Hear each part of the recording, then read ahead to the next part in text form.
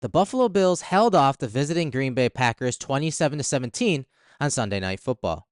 It was their 6th win of the year. But on this victory Monday, the feeling among Billsmafia was as if they lost. Sure, it wasn't a boat race like it appeared it would be with the Bills up 24-7 at halftime, but it was a game that the Bills controlled for a majority of the contest. The Bills scored on 4 out of their 5 first drives of the game. Down 3 possessions at halftime, Packers head coach Matt LaFleur challenged his team to be more physical. Their plan? Ride the ground game and play physical defense. But it just wasn't enough. And this wouldn't have been much of a game if it weren't for some head-scratching decisions by the Bills. So let's dive into what transpired on the offensive side of the ball. On the Bills' second offensive drive, they came out and dominated the line of scrimmage, and did so for most of the day when it came to the run game. Tight end Dawson Knox did a great job on this feed block to spring motor. And on this 30-yard run a couple plays later, the Bills ran dart. Dart is just a tackle-pull run, which is a nasty changeup, because linebackers are so used to guards pulling. The Bills get a combination block on the front side with Dawkins pulling, and they get motor into the secondary. A couple plays later on 3rd and 14, Allen scrambled for 20 yards to keep the drive on track. And it was a necessity, because the Packers did a great job of bracketing the Bills' receivers. On the snap, the Packers have a linebacker short and a safety deep for Diggs.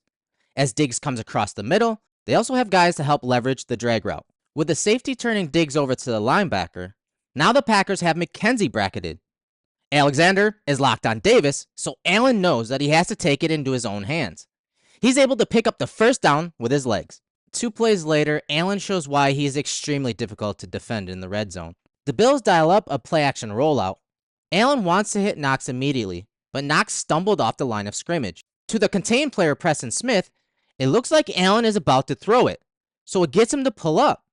Allen darts outside, slips the tackle, and then at the last minute, floats the ball to Knox for the touchdown. At the top of the second quarter, Dorsey dialed up a beautiful play-action pass that looks like their free access RPO. But Allen took this play to the next level. To corner Rasul Douglas, this play looks like the quick leverage read and throw to Diggs, which it is, until it isn't. But watch Allen. He initially throws a shoulder fake to the route by Diggs, but then immediately gets his eyes on the safeties and the deep over route by McKenzie. This holds that boundary safety and doesn't allow him to help over the top. While under duress and off platform, Allen floats the ball deep so that Diggs can run up under it for the touchdown. That's a next level call from Dorsey and execution by Allen. According to Next Gen Stats, Allen was under pressure 40.7% of his dropbacks. On those plays, he completed 6 of 9 for 166 yards and 2 touchdowns. I thought the Packers did a great job of working together on the back end to get Allen to cycle through his progressions. But with 53 seconds left in the first half, Allen once again found Diggs on a deep shot while under duress. This 53-yard play gets me amped because Dorsey once again makes this route combination look like base concepts in their offense. Coordinators always say if you're not making plays look similar, you're not trying. And boy, Dorsey gets an A for this design. As Diggs and Davis get vertical, the 2-man route that the Bills love to run are either dagger or smash. If it's dagger, Diggs will take the top off the defense and Davis will run the dig route. If it's smash, Davis will run the out route with Diggs running the corner route. On the snap, it appears that the middle of the field is open, but it's actually not. Rasul Douglas drops to the deep middle. He's supposed to take anything right down the pike. But as Diggs gets to the top of his route stem and appears to break to the corner, Douglas's eyes go to Davis. It's in that brief second that Diggs then plants and drives to the post. Douglas is out of position, and the deep safety got turned around like a top. Allen checked the backside safety to make sure that he was out of the play, and then while under pressure, unleashed a bomb to Diggs. Allen's arm talent and beautiful play designs by Dorsey are the reasons why Diggs leads in reception yards over expected. He has gained 239 yards more than the average player would across these situations.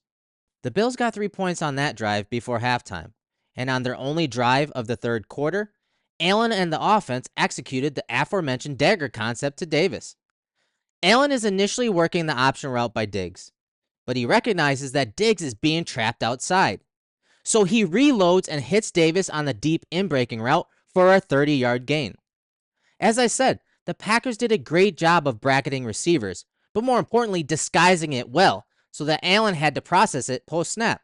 But Allen was up to the task for most of the day. On this scramble by Allen, the Packers make Allen think they're going to bring pressure, so Allen brought in Knox and Singletary for protection. But post-snap, the Packers drop out into zone coverage, so Allen checked the backside corner to make sure that he was helping deep on Diggs. He was, and the Packers did a great job overall of taking away both of those post routes.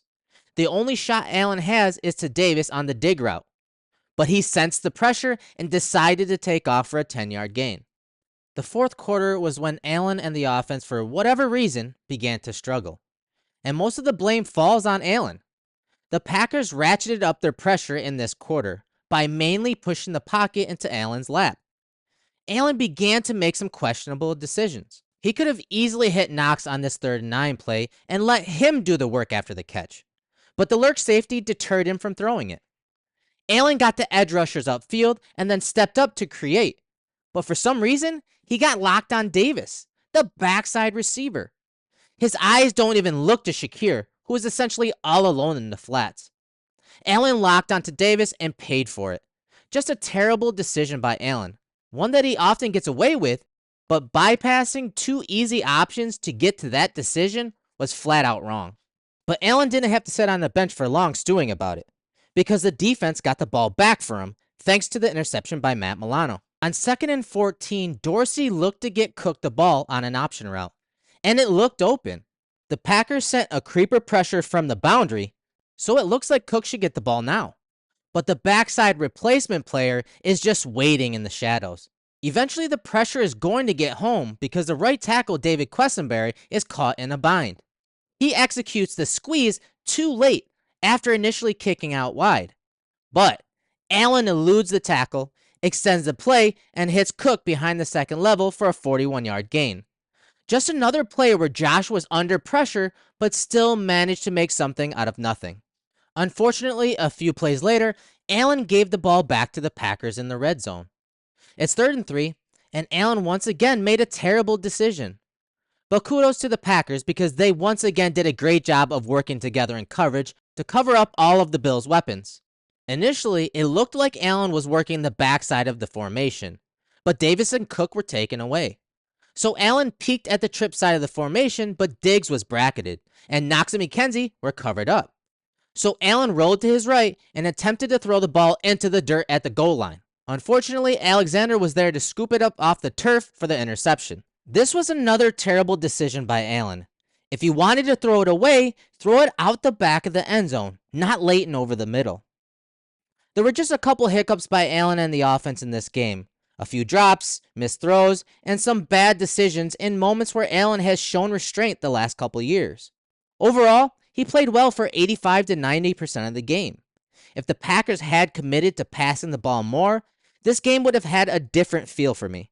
Those stupid plays by Allen didn't truly hurt the team, but they could have if the Packers weren't playing into Leslie Frazier's trap. It was just another example that the only team that can beat the Bills are the Bills. Thanks for tuning in to this breakdown. If you guys appreciated that breakdown, make sure to subscribe to the Cover One YouTube channel. But more importantly, get to the cover1.football website to become an insider. If you sign up for our One Pass subscription on the cover1.football website, you're going to get a lot of content, behind the scenes type content, scheme and player breakdowns, scouting reports. You're going to have access to the Slack channel, our Cover One community, where we talk football all day, every day. And you're going to get access to our contributors. You're able to engage with them on a daily basis all day. And there's a lot of things that we're going to be putting out to our insiders throughout the season. So if you appreciated this content, this breakdown, you're going to get even more as an insider. So make your play for $57 for the year for all of the content that we provide to our insiders. And thank you again for joining me in the film room.